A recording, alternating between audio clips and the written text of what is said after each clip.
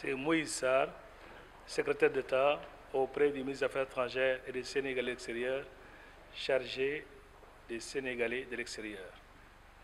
Nous venons, comme vous l'avez très bien suivi, de procéder au lancement officiel des travaux de développement d'une plateforme robuste, interactive, de dématérialisation des procédures administratives et consulaires avec l'Université Gaston Berger de Saint-Louis via le centre de calcul.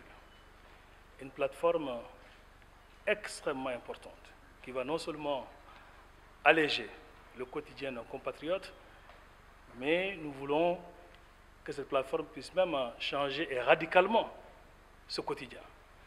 Parce que, comme nous l'avons dit tout à l'heure, nous sommes à l'ère des technologies de l'information et de la communication et que malheureusement, dans nos consulats, les compatriotes sont encore obligés de se déplacer, de prendre des billets de train, des billets d'avion, de poser des matinées ou des après-midi pour venir chercher des actes qui, normalement, pouvaient être délivrés sans pour autant que ces compatriotes puissent se déplacer. Ça, c'est un élément extrêmement important.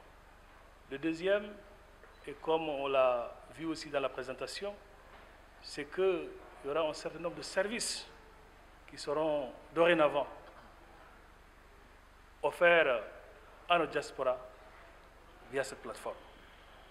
L'accès, par exemple, à tout ce qui est logement, parce que vous l'avez suivi naturellement, c'est que aujourd'hui, avec le ministère en charge de l'urbanisme, l'État du Sénégal est en train de mettre en place l'ambitieux projet de 100 000 logements, mais également il y a pas mal d'informations utiles que nos compatriotes qui sont dans la diaspora peinent à avoir, et pourtant ces informations ou ces données ont été déjà dématérialisées par certaines structures de l'État.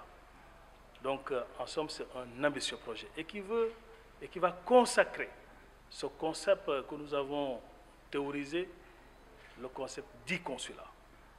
Certes, pour certains actes, ça va nécessiter des déplacements, mais pour la majeure partie des actes qui sont délivrés par nos missions diplomatiques consulaires, les Sénégalais ne seront plus obligés à terme de procéder ou bien d'effectuer ces déplacements-là. Seront-ils mis en contribution dans ce projet? Mais oui, d'ailleurs,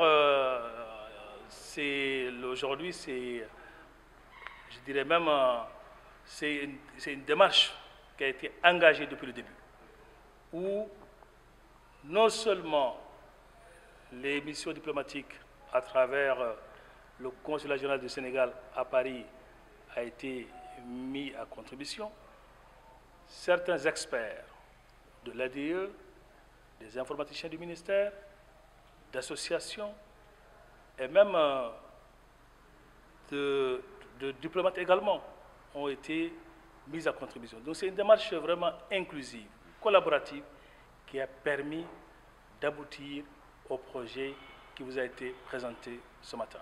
Nous avons même tenu un atelier où certains sont venus de la diaspora, d'autres maintenant ici même au Sénégal.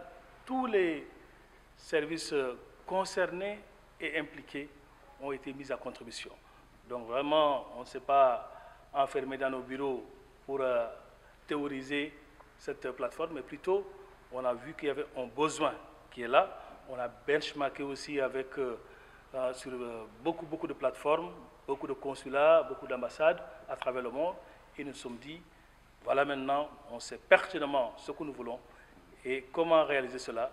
Donc il y a cette version bêta qui a été développée, il y a un appel d'offres naturellement aussi qui a été lancé, et à l'issue de l'appel d'offres, c'est l'UGB effectivement qui a été choisi et qui va, à partir de ce soir, commencer le développement de cette belle plateforme. C'est vrai qu'ils